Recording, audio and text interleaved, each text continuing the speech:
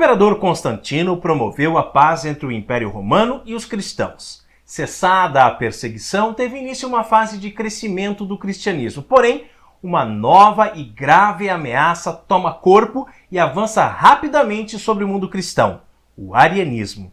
Saiba como o mundo dormiu cristão e acordou ariano. Gostou desse tema? Então já deixa o seu like para nós e assista o vídeo até o final.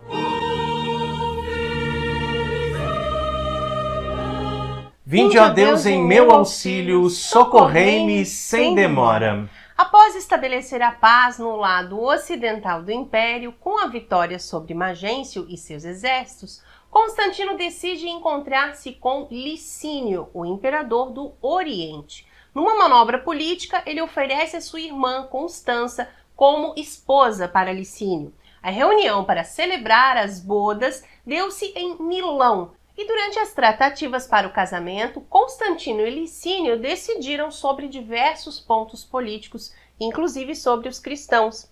Dessas reuniões resultou o documento que mudaria radicalmente o rumo do cristianismo na história, o chamado Édito de Milão. Esse já é o nosso 7º vídeo da série sobre a história da igreja. Você está acompanhando?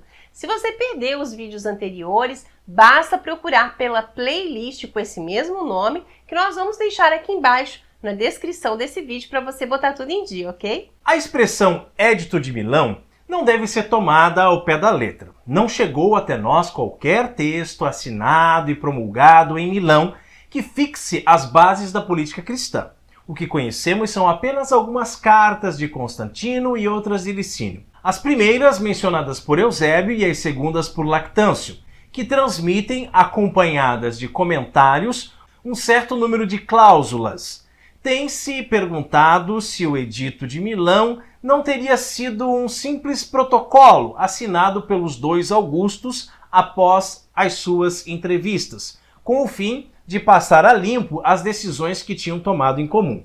O Édito de Milão, portanto, foi uma série de cláusulas, as quais podem ser reduzidas a uma só. A liberdade de religião não pode ser tolhida e é necessário permitir, quanto às coisas divinas, que cada um obedeça às moções da sua consciência.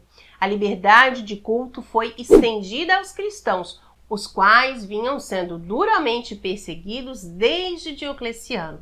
A igreja agora reconhecida tem o direito de ser ajudada a reconstruir as suas ruínas.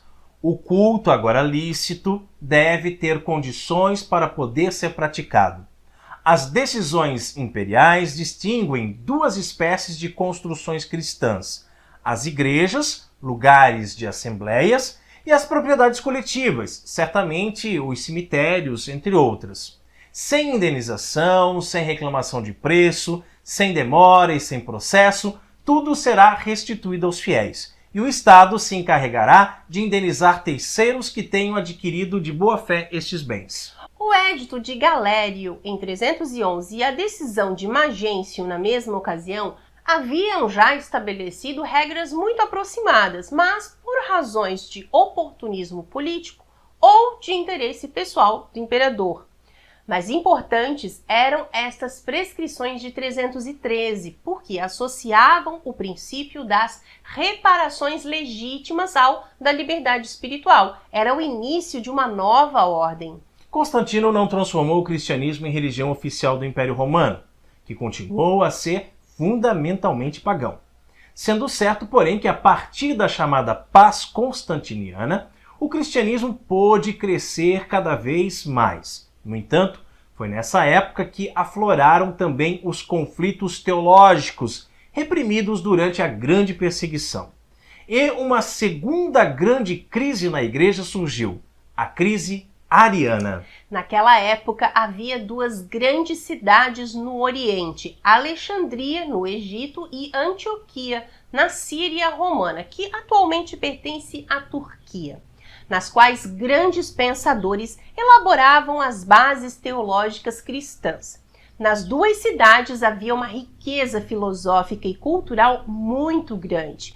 Precisamente nessa época florescia o neoplatonismo e, ao mesmo tempo, um grande movimento cultural judaico ligado a Filão de Alexandria. Nessa época também acontecia todo o processo de tradução do Antigo Testamento do hebraico para o grego, na renomada tradução dos 70.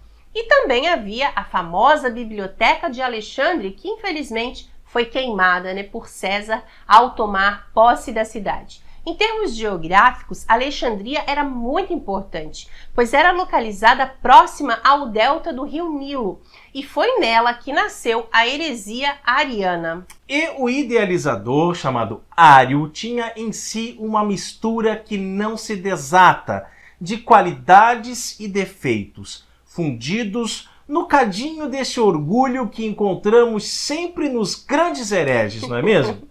Nada nele era insignificante, nem a inteligência, nem o caráter, nem a violência, nem a ambição. O seu belo rosto, o seu ar de austeridade modesta, a severidade serena e vibrante de suas palavras, tudo parecia feito para seduzir. E por isso eram muitas as jovens apaixonadas que o rodeavam. Sábio e dotado do dom da dialética, como só podia ter um oriental imbuído do espírito grego, era, segundo se diz, virtuoso, duro para consigo mesmo, dado a penitências e asceses, aureolado de dignidade e quase de santidade. No Lutero, que mal largou o hábito, cedeu ao calor do sangue e se casou, as razões da sua rebelião podiam não parecer muito teológicas, mas quanto a Ário, nada se podia dizer contra ele no plano moral, e não era menos perigoso por isso. Ário foi ordenado já em idade avançada, antes, porém, beber em várias fontes de conhecimento, sendo profundo conhecedor de diversas doutrinas. Além disso, era um grande pregador, possuindo um talento nato para a publicidade. Pessoas de todas as partes de Alexandria passaram a frequentar sua paróquia apenas para ouvir a sua grande erudição.